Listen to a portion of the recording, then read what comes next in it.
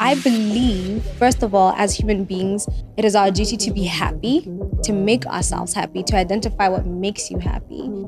Do it, because when you do what makes you happy, you always show up to the people you love as your best. Speaking of partners, what kind of person would you like to spend your life with?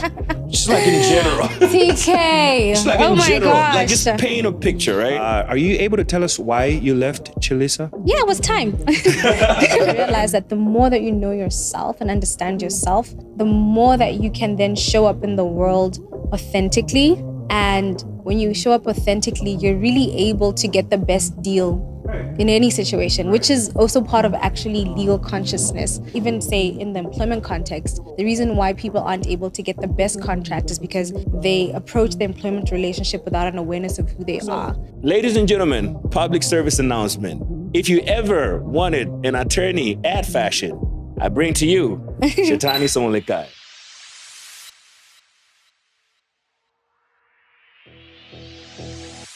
Gap City, B-Dub, Africa, the rest of the world. What's going on? And welcome to another episode of The Juice 2.0, your favorite show. I appreciate you so much for coming on. Return and subscribe, but you're just the best. You're absolutely wonderful. And I appreciate you so much. Bottom of my heart, deep down somewhere in my bones there. If you haven't subscribed, I don't know. What are you doing though? Because this is where it's at, The Juice 2.0. But click subscribe and let the family grow. Today, as every other day, we're coming to you all the way from ICON Barbershop right here in the Airport Junction, opposite F&B, next to the casino. So come over here and let them do your hair. They're some of the best in the industry. Also, very special episode because the lady that I'm sitting here with for a conversation, I was like, girl, who was back in high school, back in university for that law school, you wasn't looking this gorgeous, though. I'm like, what happened? You know what I mean? But she's an attorney. She's an entrepreneur. She's a woman in business.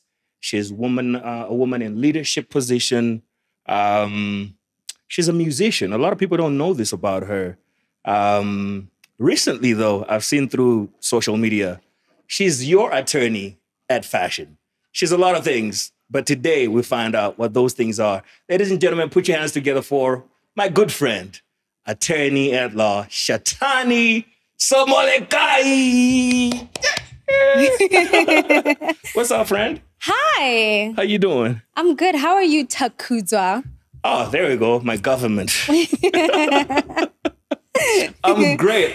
We're talking earlier on about how we are exchanging pleasantries. And I was like, no, we're going to have to talk about this on air, blah, blah, blah. But I'm fantastic, man. A little tired, but I'm good. We need to know about you. I'm good. Yeah. I'm great. I'm fantastic too. Yep. Absolutely no complaints. Blessed. Of course. Perfect, really. I like that you're here for the second time. This is the second time here. You remember the first time? I do, like it was yesterday. But I don't remember what we talked about. Do you remember anything at all? The last interview was at Gabs FM. Yeah. And we were speaking about employment power at the time. Yeah. Because I had started or launched to that whole series on employment power. Right. So yeah, that's what the interview was focused on. And it was very short. It was very short. I think it was like 15 minutes. Yeah. And then there was the ad breaks and the music breaks and all of that. So yeah. So you would agree with me that a second time was very necessary. Well, I'm glad for it. Yeah. Yeah. Take me through today, the 13th of September 2024. What did you wake up to do in the afternoon until now that you're sitting with me? So today was a great day for me. I was invited to speak on a panel as a panelist for the Connect to Success Youth Summit. Beautiful. That's been taking place from the 12th to the 13th of September. Yeah. And so today I had the opportunity to speak with 4 other panelists on navigating the regulatory framework in Botswana. And so it was targeted towards startups and people who are interested in beginning startups and to just kind of be aware of what the regulatory challenges are from a legal perspective. Right. And so that's what I was speaking to, and it was fantastic. Lots of young people turned up. The panelists themselves were excellent. I learned a lot from them. Yeah. And now I'm here. So it's a day of speaking, as it were. A day of speaking. Do you ever get tired of that speaking, that is? I don't get tired of speaking, but I do feel the after effects after a day of court, a very long day of court, especially if it's an appeal. and you're standing for 2 hours just being questioned by the judges. Sometimes there's like adjournments and you come back after lunch. So you definitely feel it, but I love it. I love the exhilaration. I get such an adrenaline rush from speaking. I get an adrenaline rush from representing others. I get an adrenaline rush from being right. So when I feel like I, put my point across and I was persuasive, I just love it. So I never get tired. I've seen you in action. You are very electric. Thank you. I am going to ask you questions about where you possibly have gotten all of that from. Could be parents, could be just your own, search for whatever it is that life has to bring that then becomes part of you. But I want to take it back to the little girl, man. Yeah. Where did she come from? Where did she grow up at? Would you be careful to share with us? Yeah, I'm happy to share. Right. So my name is Shathani Somolekae. Right. I am the firstborn of 2 daughters, and I was born in Francistown to Buchengedi Somolekae. Ghetto, what up? And Kepaletsu Chikwa Somolekae. Nice. My lovely parents who I accredit who I am today to. My mother is an attorney as well. My father is an engineer. Beautiful. So I grew up in a family that valued education. Yeah. We also valued spirituality. So I was born and raised in the church. Right. And so I know the Bible, Genesis to Revelation. There we go. I've been going to church since I was like 6 years old, and a big focus on service and the community. Right. When I was young, my dad used to ask me, Shati, what are you doing for the world? What are you doing for the nation? Those were questions your dad was asking you? At 13, 14, those are the kinds of conversations we were having. I need to talk to you, Dad. Yeah. So it was always, even our coffee conversations, dinner conversations were just around, what are you doing for the nation? What's happening in the world? Even the kind of literature that we were exposed to. My mom was very big on us being readers. So even the way that they approached educating us as children was very different. We went to school and had homework from school, but we also had homework at home, as it were. Yeah. And so when we got to school, we already knew everything because we'd already learned it at home. That's beautiful. Yeah. That's beautiful. Yeah. I think the educational background speaks for it. A lot of people don't know this, but I actually know your dad, yeah? Yes, I remember. At some almost personal level. Yeah. Such a fine gentleman. Thank you. He'd always say exactly what you just said right there. An encouragement towards giving back to the community, service and all of that. How great would you say you're doing as far as, what they needed you to do and what you are getting up to right now? How good do you think you're I think doing? my whole life is just a reflection of the seeds they planted. Yeah. So if it's from an education, the seeds they planted in education, I think that manifests in me becoming an attorney. Obviously graduating law. Yeah. And then with respect to giving back to the community, it appears as though the trend in my life is once I master something, my inclination is to then teach people what it is I've learned. So when I graduated law school, I started How to Survive Law School, which was great initiative. Thank you. Yeah. Which is aimed at assisting law school students to successfully navigate law school. That has then catapulted me to other positions, such as being the chairperson of Mateo Lawyers Mentorship Trust, which is a trust that is targeted towards final year students as well as graduates in their 1st to 5th year. And so we also kind of close that gap between what education has done and what you don't learn in school. You and I have that experience. Right. And we mentor them. And I'm proud to say this year we'll be graduating 16 mentees. What? And so it's just been incredible. Thank you. Hey, that's beautiful. Thank you. So, I mean, I could go on and on in terms of my contribution to the community, which I have a deep passion for it. And I think it was instilled in me, or it was instilled in me by my parents and especially my father, who just loves and he really emphasizes community service and giving back all the time. And then in terms of speaking, they also did invest in that, by the way. So my mom used to make us say poems at church. Yeah. So used to make us memorize Bible verses. And I remember one specific poem which went from like A to Z. And then it would like, you state an emotion and then the Bible verse that matches the emotions. So that was from A to Z, and we would say Intense. Intense. So you I think I was like maybe 8, and it's like, are you anxious? Take vitamin A. All things work together for good for them that love God and who are called according to his purpose. Right. Blue, take vitamin B. What was B? Bless the Lord, oh my soul, and all that is within me. Yeah. What was C was crushed, take vitamin C. Cast all your anxieties upon him, for he cares for you. Right. Depressed, take vitamin D, draw near to God and he'll draw near to you. So essentially, there was always just an emphasis on really knowing and being able to state things. And I, more than my sister, was really drawn towards that. So I used to love speeches as well. So I used to love listening to speeches of great leaders. And so they invested in buying literature around that. I was a huge fan, or still a huge fan of Martin Luther King Jr. And I also learned part of his, I have a dream speech, and so that I just appreciated the power of a speech and what it can do for masses of people, how it can instill hope in people. Of course, even just going to church every Sunday. Of course. And seeing what the pastor does. And it's like every Sunday we're here just eating out of this person's, what he's saying and memorizing it. And everybody's kind of almost this cult-like, where everybody's listening to what you're saying, repeating what you're saying, going back home and saying, do you know what the pastor said, So I was like, okay, speaking is powerful. Very. Evidently. Yeah. And so those are the seeds they planted, which have manifested in my passion for speaking. Beautiful. Which I use to, represent my clients in court. Yeah. Inspire others. I was a spoken word artist. I prefer that to musician, although... There's a lot to talk about on this episode. Trust me, because I also saw a poem that you did.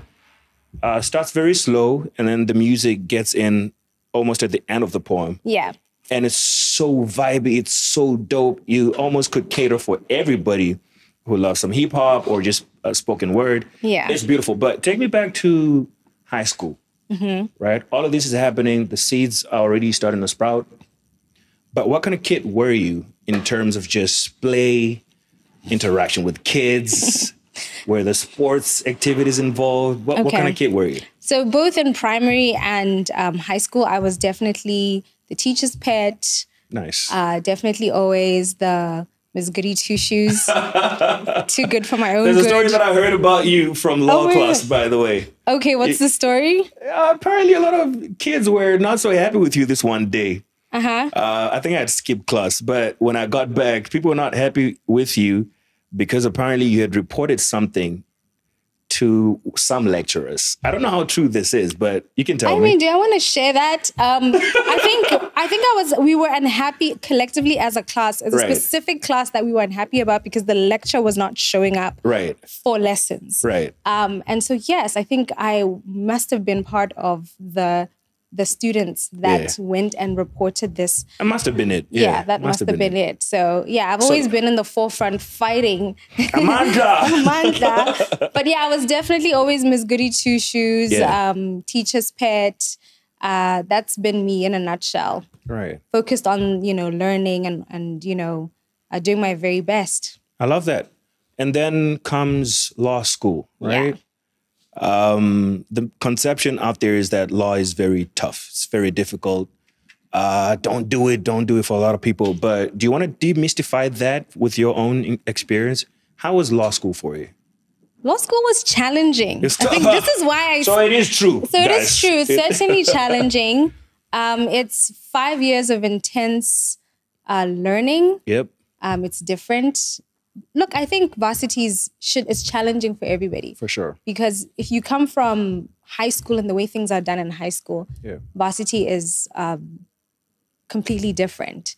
you learn by yourself, or you have to be an independent learner. So it's not the same as, what you're accustomed to. Okay, the teacher tells you everything step by step, and then they, let's go through the exam paper, and these are the answers, and this is how you should answer the exam. Yeah. With university, the idea is that you develop the muscle of learning how to think by and for yourself. And so inevitably it's going to be challenging, but more so law school, because law school encompasses so many different facets. Right.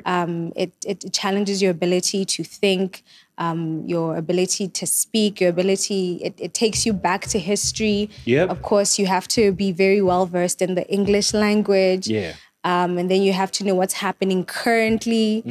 And then, it's a lot of reading and Sleepless nights.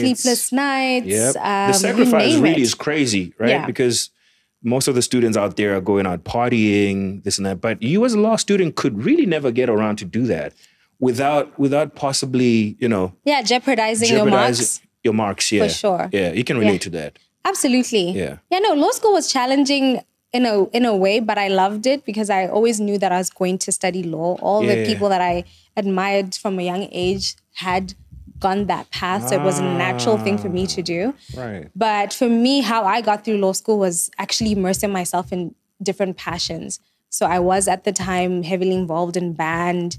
Right. I was a peer counselor. I did some work with the UPenn partnership and was a volunteer for the students that came from the University of Pennsylvania during their summer vacation. Right. So for me, it was a time of self-discovery. In as much as academically, of course, it was quite engaging and demanding, but it was really a time of discovery for me. I used that extra time to, find out about myself and to do other things and to also give back to the community. Of course. Yeah. There's that. What would you say are your fondest memories from law school? Back in UB. Like if you could just give me one or two. I think the people that I met, I think a lot of them are still my friends. Right. We had great times, whether it was in class or whether it was, outside or during social activities. Yeah. One of my great friends, Situnya, actually just came from vacation with her. Together we're in Cape Town. Amazing. And it was just lovely just reminiscing back to law school and, all the drama, the different lectures, what they would say. Kigundu, like Donahue versus Stevenson, all these different cases. And is Kigundu still back there? Yeah, I should think so. Yeah. I was there yesterday, actually. Do you know who I met? Who did you meet? Fumoroze. Oh, Fumoroze, yes. Yeah. Fumoroze taught us, what did he teach us? Delict? At some point, it was Delict, yeah. Delict and Trade as well. And was it intellectual property? Yeah. Amazing times, man. Now that I think about it. The library was great for me as well. It was one of those. So you studied in the library? Yeah, I did. Okay. I did.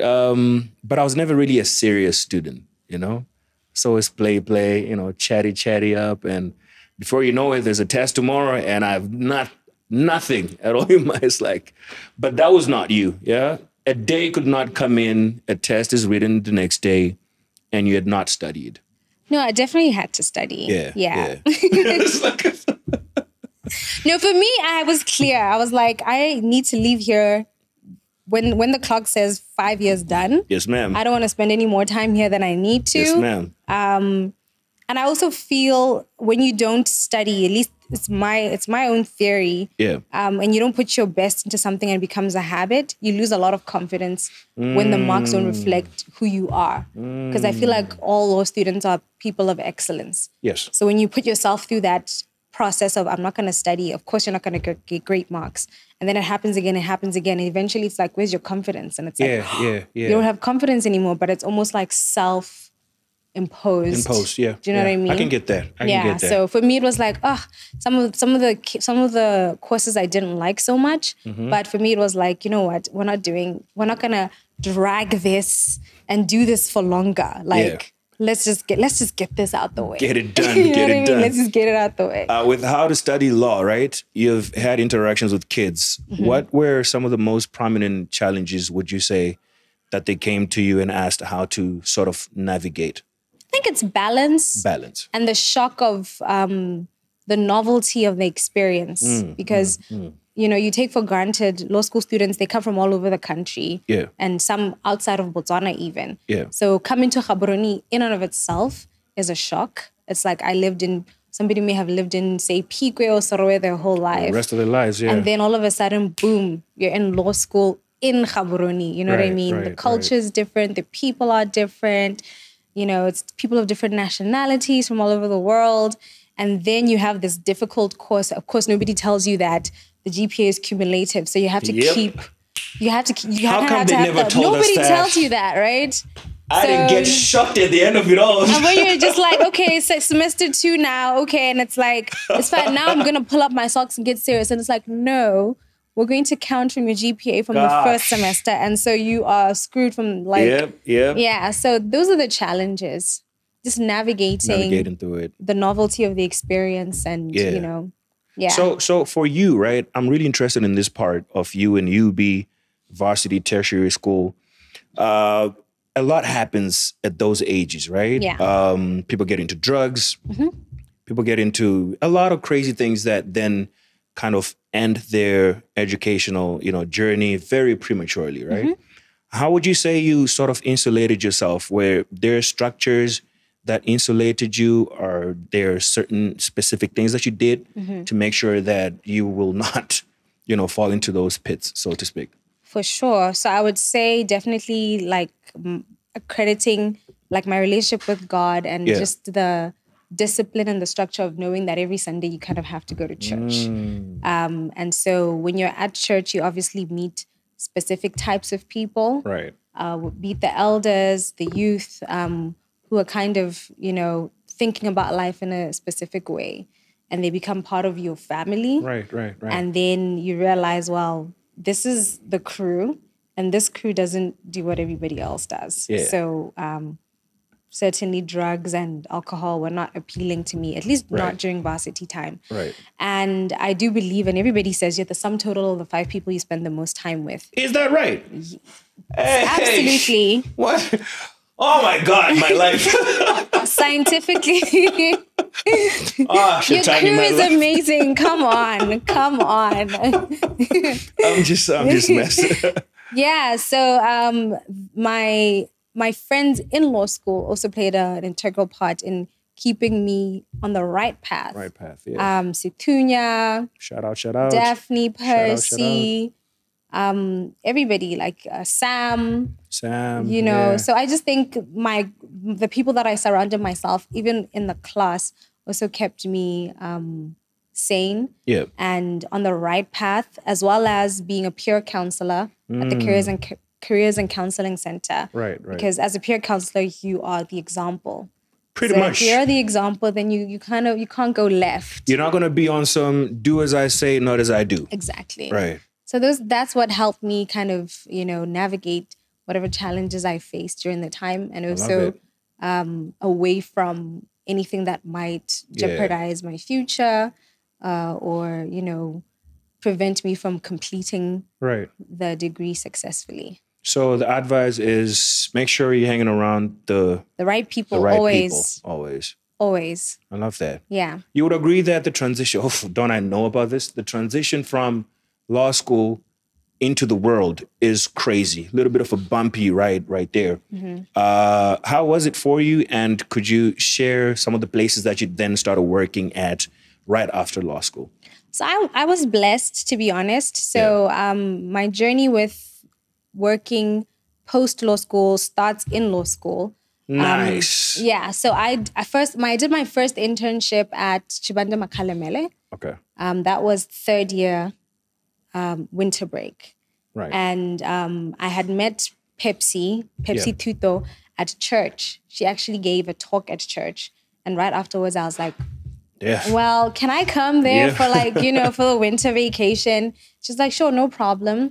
So I had a fantastic time during my internship there, but I also realized I'm not really passionate about family law, or at the time I just didn't have the capacity to take in that kind of information about people's lives and not be affected because her practice at the time dealt with a lot of family law matters. So every day it was somebody getting divorced, somebody died, and now we have to do the administration of their estate. And it was just like, oh my gosh, this is heavy. Yeah. And so I quickly decided then that I certainly don't want to focus on that area. And so happened to find out about Collins Chilisa through God's Glory, she was summa cum laude. Nice. One of our... Beautiful person. Yeah, beautiful person. Oh my goodness. And so she had actually just come back from Cambridge to Botswana. So I remember just giving her a call, like, you come back, where are you? What's up? And she's like, no, I'm at Collins Chilisa. I love it here. We're always suing the government. We do a lot of public interest litigation as well as employment and labor law. And I was like, that's my area. That's what you want. So I said, please have a chat with the owner. I didn't even know who the owner was. I'm sorry. Yeah. And so she had a chat with Mr. Chilisa at the time. And he said no initially because he felt he was saturated with interns. And then I went to the office just to come say hi and to hear what the news were. Right. And then on the way out, bumped into Mr. Chilisa himself. Uh-oh. And then he was like, hi, Precious, how are you? Yeah. In my mind, I'm like, who the heck is Precious? Yeah. And then not from the movie. What's going on? So then Gigi was like, you guys know each other? And I was like, I don't know him. Yeah. And then he was like, you look like somebody I know called Precious. And so Gigi was like, this is the lady I was saying would love to come intern here during the winter break. And so I think he felt a bit embarrassed and he was like, just come. And then the rest is history because I did my internship there and then did my pupillage, worked there for 7 years. So that was the transition. It was quite smooth. Yeah. It was great. We're going to circle back to you working at Chilisa. We could talk about that. We can talk about sure. that. But again, transitions are crazy because what we learn in law school is not what pertains on the ground. Did you share those sentiments at some point? Like it's not the system, right? Yeah. Is not complete, in my opinion. Like where I work, right? Labor law. I'm like, what are general orders? What is this? What is the Public Service Act? Why don't we have that back in school, right? For great preparation into, what do you think? I mean, if I remember Kigundu's class in Introduction to Law, he did say, in law school, you're going to learn 5% of the law. Damn, I was not in that class. He said the 5 years... Shathani, the show is over. It's fine. Sorry, he said the 5 years is... The 5 years of law school is learning 5% of the law. The 95% we're going to teach you how to find. So I think I didn't have too much of a shock, but there is a disparity that can be addressed. And this is why we have How to Survive Law School, Mateo Lawyers Mentorship Trust, and lots of other mentorship trusts that I see coming, mentorship programs that I see coming up to kind of bridge the gap in terms of what you should expect. Because I do, at this point, do believe that academia does play an important role. I think it's important for what we do, for one to immerse themselves in the books, to read the cases, to understand them, to appreciate how to reason in different contexts. Can we do better in terms of what you do in school, mirroring the reality of what you'll practice? Sure. But I do think that foundation is important. Of course. For what you then do. Because if you think about what used to happen in the past, pupillage was actually a part of the experience.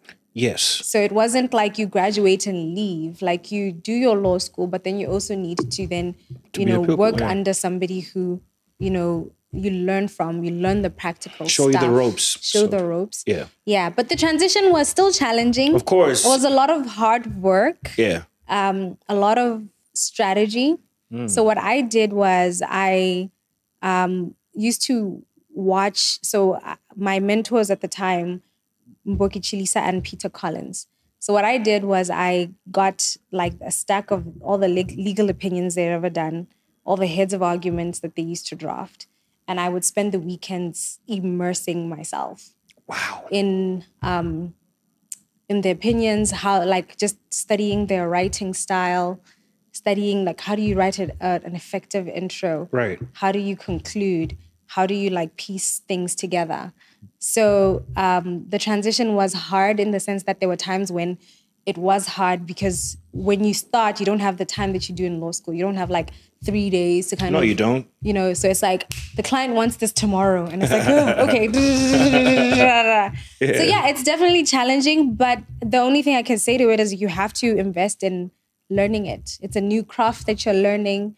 So the only way to really learn is to just dive in. Yeah. You're going to burn, but you will be better for it on the other side. For sure. Yeah. You and I have sat over, was it a coffee? I don't remember what it was. But I remember the conversation really being about your time at Chilisa, right? You were super excited about the journey that you were about to start then. Yeah. But you're also reminiscing at the most amazing times that you had over at Chilisa. But take me through, working at Chilisa. How was it for you? Young attorney, you're growing into the field. How was the environment? How was the working ethic there? It was absolutely amazing. Yeah. And you credit Chilisa for pretty much almost everything that you are now. Is that a fair statement? I credit Peter Collins and Mboki Chilisa for a lot of what I know as an attorney. As an attorney. Yes. Right. They taught me a lot, undoubtedly. I've learned so much from them. Yeah. So it was incredible. I think for me, it was God. I don't know, it was a God thing. Yeah. Because of the kinds of cases that I got to work on. The kinds of cases that I believe I never dreamt in my lifetime when I was a law student. Yeah. Or even a young kid thinking I'm going to become a lawyer, that I'm going to work on these kinds of cases. Because a lot of cases were had to do with the Constitution. I remember we worked on, a case concerning public servants' right to vote in a primary election. Right. That was actually my final year thesis, and then got to argue the case in court. Excuse me. So that was incredible. Working with different advocates in this jurisdiction as well as from South Africa. Got to work with Alec Freund, Dirk Verton, so many really amazing. Yeah.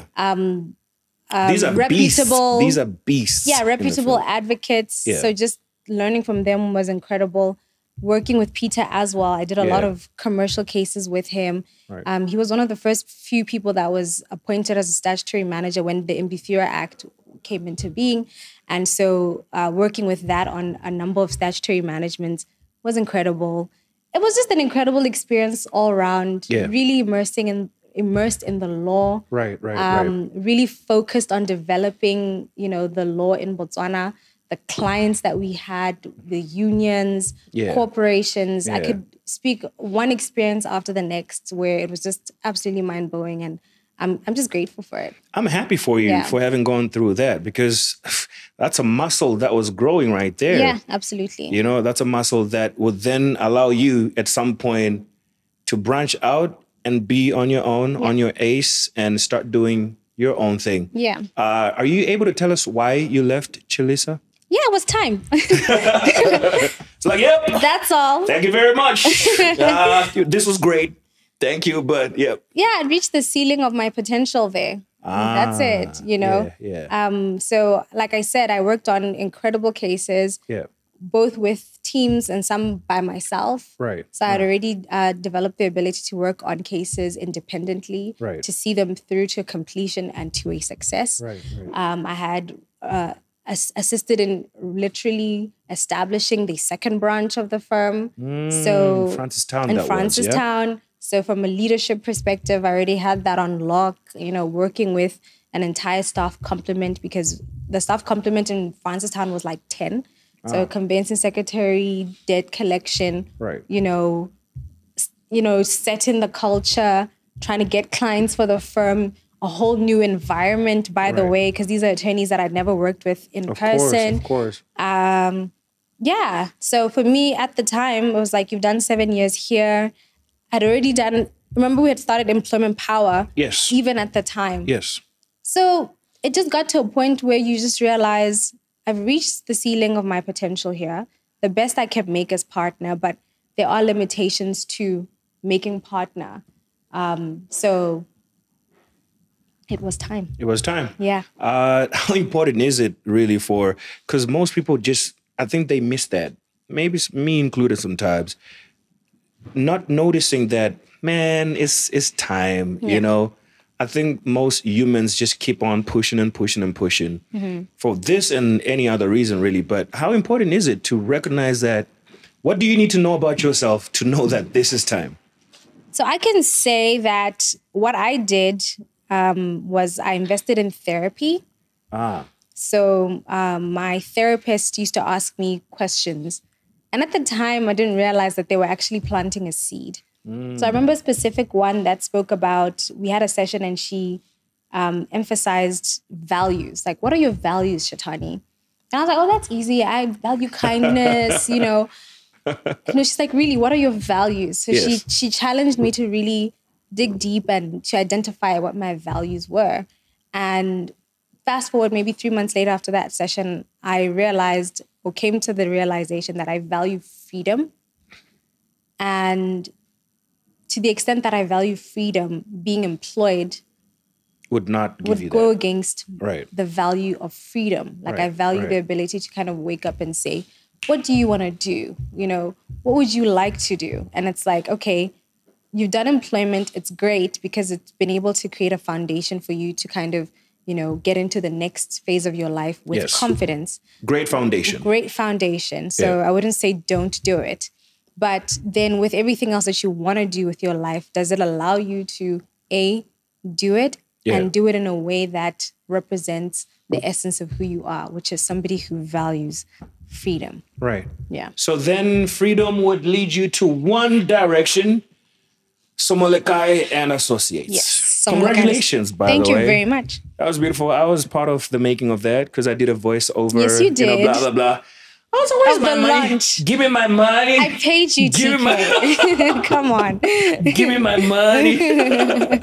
You did pay. You did pay very quickly, by the way. And it was a lot of money. Thank you. And it came in handy, by the way. You're welcome. Thank you for calling me. Actually, when I thought about it, that specific weekend, sheesh, dude. Stuff was hitting the fan. Like, I needed money for this and that. And you guys called. I came. I was like, yeah, this is great. But the baby, that is Somolekae and Associates, right? The spark of it, right, was the freedom that you wanted.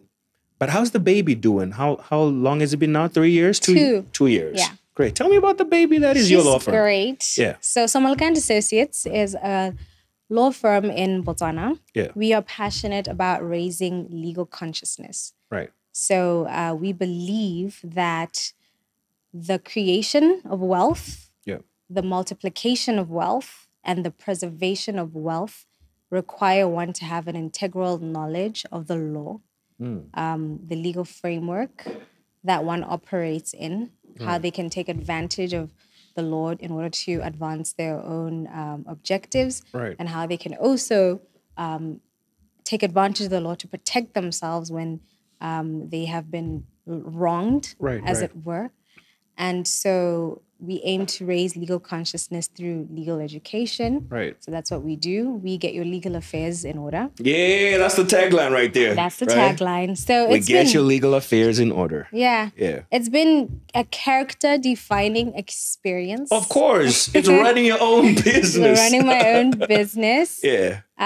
So yeah, you learn so much about yourself, about business, about money. Yeah. And you grow as an individual by default, just by the virtue of, you know, being your own boss. You have to step up on it's a different level of confidence. It's different when you're representing another entity to say, oh yeah, I come from here and this is what we do.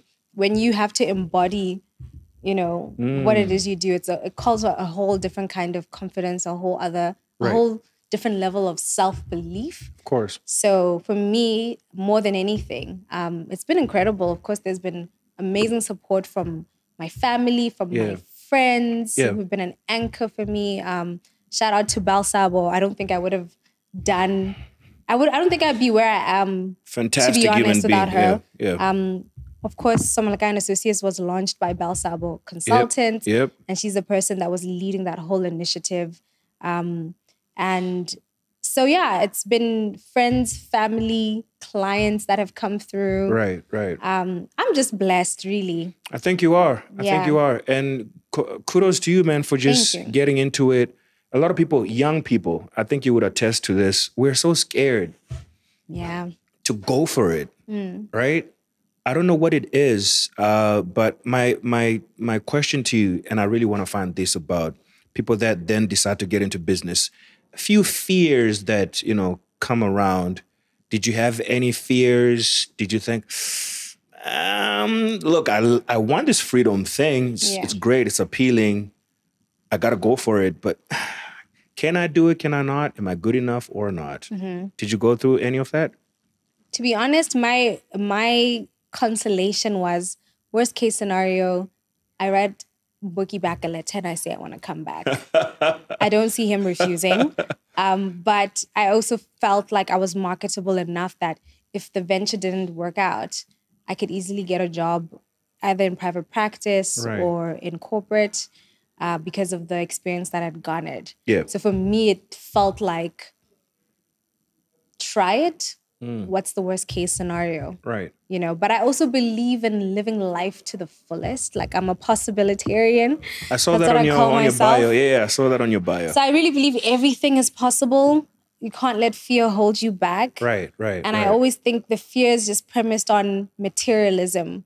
It's like, oh my gosh, I'm going to lose my car, house. Who cares? Like, life is not about things. It's not about, you know, what we term to be security, because it's really not security. If you think about the way people lose the things that they hold on to so quickly. I'm an attorney and I've seen how 1 minute you can be up, then the next you're down. I've seen families squander entire generational wealth. So a lot of the things that you think you're holding on to in the name of security are things that can literally just vanish in a second. So in the absence of all of that, what does a human being really have that they should then hold on to? Experiences. It's you and me sitting here. Right. Nobody can take this away from. No. You know what I mean? Yeah. In the end, we just have the memories of law school. You know, we have the memories of different things that have happened in our lives. Right. That's what you carry with you when you're, you know, traveling, going to different places, meeting people. They meet you, the person. Yeah. Not you and the things that you are holding on to and using as an excuse not to plunge into, you know, something. So I always say, if you have an idea and it's burning in your soul, go for it. Go for it. Like, what are you really going to lose, you know? Just do it. Shout out Nike. Shout out Nike. Sending our invoices, by the way. Shout out Nike. Shout out Nike. Yeah. You've got me curious, man. It sounds like one of your strategies, you correct me if I'm wrong, is an internal work that you got to do. If you got to be successful out there and externally, right? Yeah. Yeah. Yeah, absolutely. So I did talk about therapy. Of course. And then in terms of internal work, I've been doing it alongside my best friend, Belle. Shout out Belle. So she, alongside being a brand, you know, strategist and, you know, makeup person and all the 10 million things she does, she's now venturing into a lot spiritual work. And I've had the absolute honor of going alongside her, that journey with her, meaning that I've been able to learn from her. Amazing. So I learned from her shadow work. So shadow work is so interesting. What is that? What is that? It's just learning about like the dark aspects of who you are. So we're both light and dark, right? And so most people, especially like if you are spiritual, you go around believing that you are just light. You know, you're just a good person with great characteristics. And then you then shut out any part that you perceive to be negative. Right. And so doing shadow work is about integrating your dark and your light to say, I am both. Yeah. You know, dark and light. Because we really are. We really are. Yeah. And it's funny because if you look at the Bible, like David, if you read the Psalms, he would be saying like amazing things like, oh God, you're so amazing, da, da, da, da. Like up to verse 6. And then verse 7 would be like, oh, that you would smite my enemies and da, da, da, da. Do you get what I mean? David, yeah. You know, so just integration. So shadow work, mirror work, all these different things, which I realize that the more that you know yourself and understand yourself, the more that you can then show up in the world authentically. And when you show up authentically, you're really able to get the best deal in any situation, which is also part of actually legal consciousness. Because I've come to the realization that even say in the employment context, the reason why people aren't able to get the best contract is because they approach the employment relationship without an awareness of who they are. And then only in the context of the employment, when things are unfolding, do they realize, I actually I'm an introvert, I don't even like working with 10 million people. Right. It's like, well, that's a very interesting take, if you knew that you were an introvert, when you were negotiating your contract, you would have ensured... You'd tailor it to the specifications of who you are as a person. I can see that. Legal consciousness. It's a very appealing idea right there. And I'm glad you guys are there to be teaching and representing people towards that. Amazing stuff. Yeah. So one other thing that I think might be closely related to, an internal work is mentorship, right? Absolutely. Please advise people that are looking, watching, listening. How important is it anyway to have a mentor? Is it important anyway? It's definitely important. Yeah. So different people have mentored me in my life. So the mentors of my life are my parents, my mom and dad. Those are the main, I don't think it gets any better than that. Yeah. Like those are my main mentors. Then there's different people who have different characteristics. Of course. And as human beings, we learn from others. That's how we grow. Yeah. And for me, mentorship closes the gap between what you don't know and what you could know. It closes the gap between how you do it with the benefit of somebody else who has experience. Because if you do it on your own, of course you'll learn, but you might take 10 years. When you could take a year. A very short, Because somebody else already has the experience and they have the willingness to teach and to nurture you. Right. To become the best. So I am a big I'm a big fan and of mentorship. Mentorship. Yeah. Yeah. I hope the kids are listening, man. A lot of people that I come across, especially the kids, oh man, they just want to go about life alone. And it's great, like you said, you get there, but it could be longer than it should be. Yeah. Right? So women in leadership positions, right? This is a topic that I'm super, super excited to discuss with you, right? Yes. You're definitely excited and happy that the conversation is now that women can come to the table. Contradistinguished to like the past, where the conversation was, we don't have a lot of women or enough women at the table. When I see people like you, a few friends that I know, ladies in exact positions, I think to myself, man, it's looking good out here. You know what I mean? In Botswana, yes. In B-Dub, right. Yes. Please share some thoughts around that. The table that is, and the ladies, women coming to it and being represented. Well, I think it's incredible. So I do identify as a leader, community leader with respect to what I've been sharing, I've done. Of course. Corporate leader in the sense that, of course, I run my own legal practice. Yes. And I sit on several boards. Yep. So I'm the chairperson of the Gaolaolwe benefit scheme. This is a subsidiary company of the National Amalgamated Local Central Government Parastatal Workers Union. Hey, you got it. It's a major client, so you had to. The full, And so I'm the chairperson of one of their subsidiary companies that is responsible for funeral assistance to its members. Right. I'm also the deputy chair of the Labor Advisory Board, which is a creature of statute. Right. It's a creature of the Employment Act, and it was a ministerial appointment.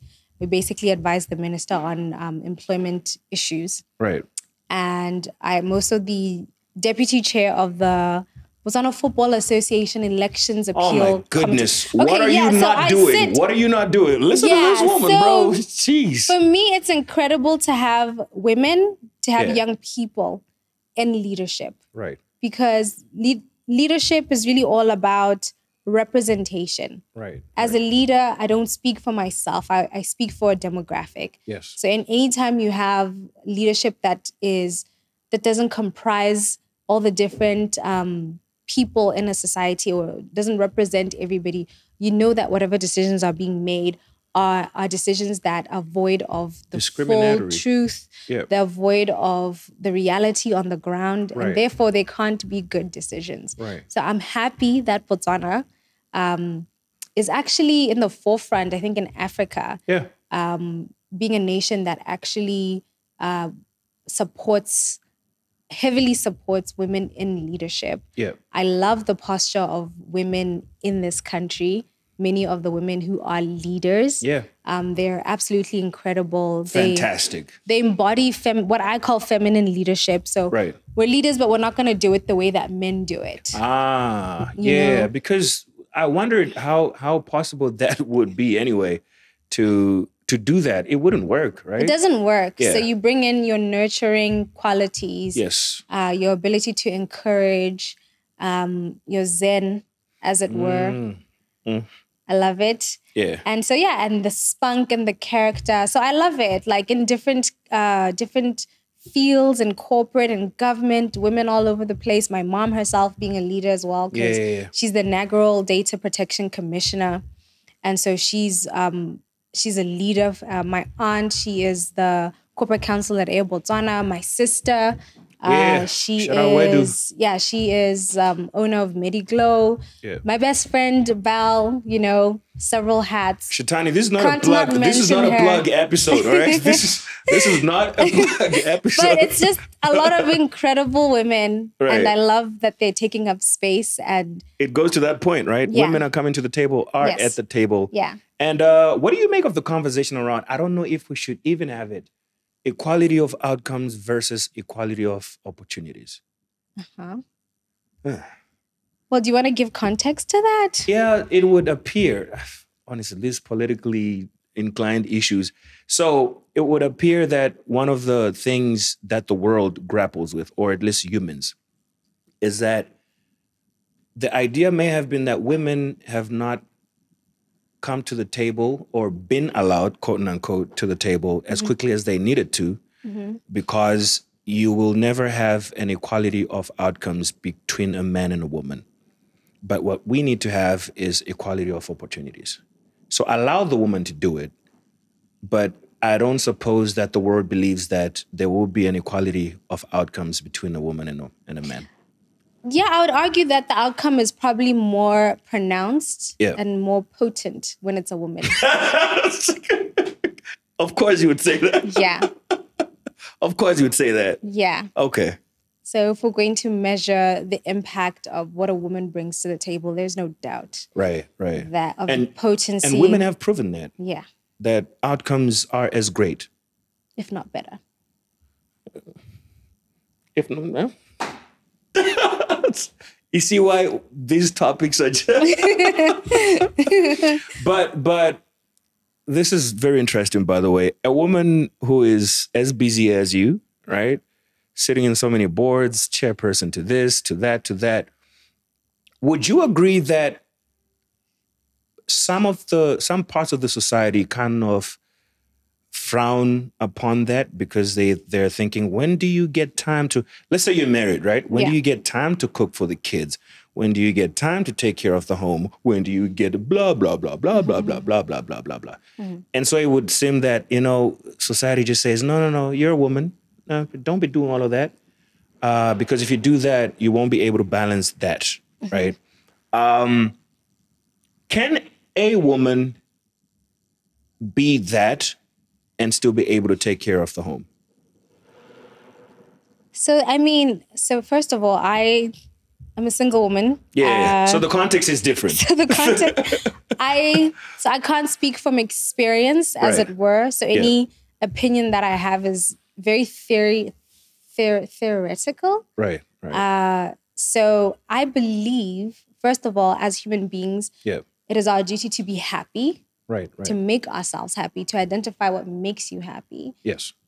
Do it, because when you do what makes you happy, you always show up to the people you love as your best. Full. So for me, if a woman is born for leadership, it undeniably, if she has a partner that loves her, it must be somebody who allows her to live out, the essence of who she is, which is leadership. And if she does that, she's going to come home the best person. Right. That's what I believe. Right. I think there's been significant changes in the structure of the family. Yeah. So such a huge switch, right? Yeah. So whereas in the past, I would say the argument would be, yeah, do what you do at the office and then come home and cook. Yeah. I don't know how realistic that is. Yeah, because you'd be tired. Because you're tired. Right. So ultimately, I just think it's up to the respective families to organize themselves in the way that best suits their family structure. Right. Yeah. Would you? But certainly, everybody, we must ensure that everybody, man and woman, are living out their passions. Very and important. are being supported. Very important. In those passions. Yeah. I can agree with that. Dude, would you be a stay-at-home wife? Yeah. Yeah? Absolutely. Yeah. I don't see it though. Nobody believes. I don't see it though. I mean, theoretically, I could do it. Will I do it? I don't know. You know that's what another story. Yeah. I'm a homemaker. I cook, I clean, I can do all of that. And I enjoy doing it for my family, for my friends. So I can imagine that if I had a family, I wouldn't mind doing it so much. I would do it with my own twist, obviously. So it can't, a little sprinkle there of my own personality. Right. But the way that my parents raised me was based on time. They gave a lot of time. They both worked in the public service, and they did tell us that it was very deliberate on their part, because there isn't a requirement to work after hours. So for them, it was you work up to this time so that you have a lot of time after work. Yeah. And a lot of time during the weekends in order to give in raising the children. Right. So I believe if you have children, you can't delegate that task to anybody else. Nope. So that's for that reason that I have no problems or qualms with becoming a stay-at-home mom, because it's like, if they're my children, who's gonna raise them? Who's gonna raise them? Yeah, it has to be me, obviously. I like that. Yeah. At this point in my life, I'm getting a lot of grief from my parents. When are you getting married? When are you getting married? Hey, yo. I'm getting married, okay? Okay, it's good. But are your parents giving you the same vibe? None at all. No? You lie. None. Are you serious? Yeah. That's crazy, because it's not even like for a guy and for a good, it's like there's certain ages, right, where parents start to talk about it. Not in my family. Are you serious? Yeah. Shathani, you're capping. I mean, do I look like I'm capping? You're capping, dog.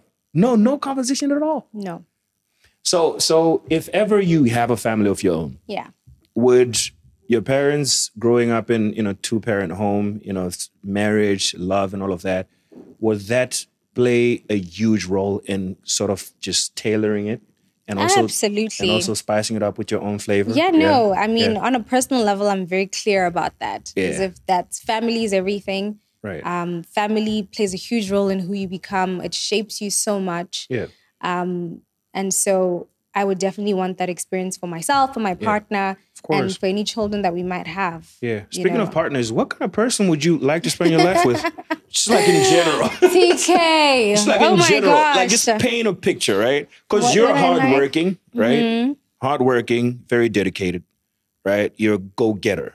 Yeah. Right? You're a leader, right? I don't suppose you're looking for a CC kind of boy.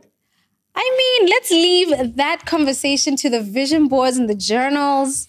And Yeah? Yeah. Okay. Yeah. I mean... when I meet him, you'll know, and that's it. Like, that's all. You know what I see for you, though? Yeah, what do you see for me? What I see for you is a strong man who obviously has to know and appreciate your passions, right? And to your words earlier on, support it, right? And obviously letting each of your individual lives to prosper without, interfering. Because I see you being a driven woman, and you got so much going on, and you got a whole lot that's even coming your way.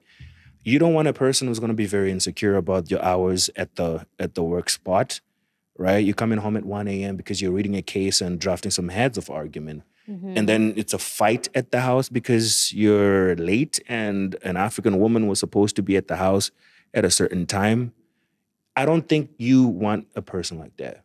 Well, I have already family and friends at present who support me unconditionally with everything that I do. Right. So any person that's an addition to my life will meet that criteria. Just fall into the structure, Just right? fall in the structure. Very important to have that defined, and so that whoever comes in, they know what it is. Gosh, man, I'm learning so much from you. You know, I really am. Downtime for Shathani. Yeah. What does it look like? What do you do? Several Because, girl, things. you're busy, dog. You gotta have some downtime. Several things. I hang out with my friends. We have a good old time. I love music, so I'm always trying to like write, produce, do something there. Nice. Hang out with my family. My sister had a baby. Congrats. And so, congrats. I spend time with my niece. Holiday. I love traveling. I do that as well. So let's do this. You said music earlier, making it, but what are you listening to the most? What kind of artists are you listening Right now? Yeah. Okay, so right now I'm listening to 3 artists. I'm listening to Tyler. Guys, that album is actually... I actually haven't given it a chance, right? I just know the ones that are popping commercially, right? What does it have? Jump on it? It has Jump. Water is on it, obviously. There's another song. There's To Last. There's number one. There is it Priorities? Yes. There's so many. Like there's just the whole album and the way it's put together. Yeah. She's a musical genius. Tyler's winning. What do you make of the conversation when she broke into the industry? Industry plant, this and that. I'm not really invested in like celebrity news. Right. I'm just all about the music. Right. It annoys me because I've always loved music. So I love the days before where we just, you know, because I have a whole collection of CDs and stuff. So I used to be that person, go to Musica and like buy. Right. Like I have a whole stack. Right. And so I loved just, you get the CD, you know, you look through, you see who the producer is. Yeah. You listen to the album, you're like, oh my gosh, this is great. You listen to it from like track 1 to the end. Right. That's what I do. Right. And then, you know, if you're lucky ever, you get to a concert, but it's not like you knew anything about them. You just knew about their music. So social media, right? So now this whole thing of like, oh my God, like everything, I'm just like, yo, it's like, who even has time to like learn about all these other things? Yeah. I saw a comment at some point, someone was saying, I really miss those days we didn't know anything about this artist. And it was just about the music. It was just about the music, Because it gets diluted in the really process, does. I think. Yeah. So who else? Tyler? So it's Tyler, it's Ira Star. Ira Star. Yeah, she's also incredible. I love the song she did with Giveon. Yes. It's a beautiful song. Lost Heartbreak song. Yeah. Why are they always singing about heartbreaks? Giveon has 8 heartbreaks and what? Anyway, I forgot. Yeah, it was a good blend of textures, the voices. Yeah. Yeah, it was really, really, really good. And then the third one? Tabz. Yeah. I don't know. I guess I'm in the whole, whatever that is. Yeah, you're Afrobeats situation. But I just love it. They just bring in new energy. Yeah. Yeah. Those are the 3 people that I'm listening to at the present moment. I love that. So it must be really pumping. What kind of drive are you having from home to the workplace? Are we jump? Usually motivational. Just like you can do all things. Amen. You know, through Christ. When the fire comes, you know. If the enemy raises a flood. Though I walk through the valley of the shadow of death, I will fear no evil. You're the head and not the tail. Hey, in the morning, I have to just like immerse myself in that. Like, that's what I do. I really love this about you. You really have the word going on. What's your favorite scripture from the Bible? He's able to do exceedingly abundantly above all that we can think, ask, pray, or imagine. Crazy. Yeah, that's my favorite scripture. So you could imagine it. Because it speaks to my essence as a possibilitarian. Like. Yeah, he's able. Yeah, he's able. There's a Dietrich Hayden song. Yes. Exceedingly abundant. Yeah. Yeah. Gosh, I used to sing that song in church. Do people know that you are a singer? A lot of people don't. That you are that, you know. Yeah. Hallelujah. God is good. Jesus. A lot of people don't know about that. One of those good days, man. We should, you know. Yeah, that would be fun. It'll be dope. So I also wanted to know on your downtime if you're watching any movies and what is the greatest movie ever made, according to Shathani? Sure. So I'm not a movie person. Okay. I'll admit to that. Yeah. But to me, a good movie is one with like a very gripping storyline. And I think Titanic takes it for me. Oh. Yeah. Greatest love story right there. Yeah. I just, different components of Titanic where I'm just like, yo, that's so deep. I'll never forget the old lady and the old man who decide, you know, we're old anyway. What's the point of trying to fight to live? And they just like lie in bed and they just look at each other. Yeah. And then I love the violinists. Is it the guys, the musicians who decide with the band? Yeah. With the band. Yeah. And they're like let's play the last one. And I'm like, I can relate to that. Like, let's just play the last track before everything goes left. So all the chaos that was happening on the boat, and then of course, Jack.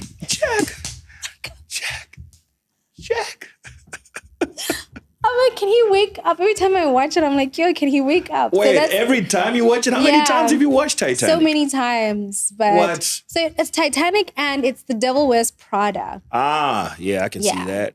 Have you seen The Notebook?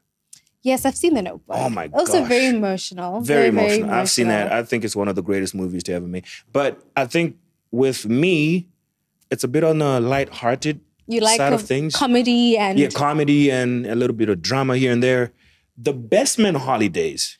Ah. You see that sequel right there? That's for you. That was, that's definitely one of my favorites. I can see why that would appeal to you. It's proper. It's proper. Anyway, we're running out of time, apparently. Oh, really? Okay. Apparently. Okay. Yeah, but I want to know, man, the philosophy for life for you, what is it? What do you live by that propels you to then get into that spot, sit in that board, be a chairperson, and still be as successful as you are? I think we're just an expression of God. Yeah. We're expression of the divine. Ooh. And so I believe that my role or like my responsibility is to allow that expression full on. It's my responsibility. Yeah. So I feel like it's wrong. It's like the parable of the talents. Yes. You know. Yes. It was like, give you this, you give 5, come back with 5. So I believe that it's important to live out the full expression of who you are in its detail. Yeah. So for me, it's academia, it's leadership, it's fashion, it's music, it's all these different things that I believe everybody also is. Yeah. And my thing is, life would be more exciting if people showed off all of who they are, as opposed to like, you know, limiting themselves or restricting themselves to a box. You know what Miles Monroe said, right? About what the greatest and the richest place in this world is? The graveyard. Right. Yeah. Because it's unexpressed books that should have been written, unexpressed movies that should have been made, music. I think I agree with that. It's not a lot of us that just open ourselves to God and let him express himself through us. Because he really wants to tap into each and every aspect of our lives, but... That's the whole point of living. But where's the vessel? Right. Yeah, but that's the whole point of like the living, right? Yeah. So that's my philosophy, as it were. Just take it all out, like... Yeah. Bear it all.